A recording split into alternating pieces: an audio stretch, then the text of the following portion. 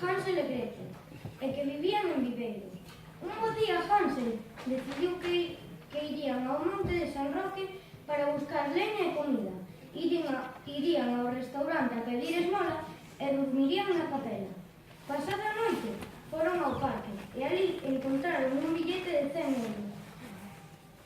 Pensaban que a súa sorte ia cambiar e Hansel dixo: «Que ben, temos un pouco de diñeiro, pero hai que gastalo con cabeza», dixo Gretel. Os dous irmáns pensaron e debatiron varios minutos o que iban facer co diñeiro. Ao final, houve unha decisión. Os moi tolos ian gastar o diñeiro en entradas para o Resurrection. O mellor concerto era esta noite.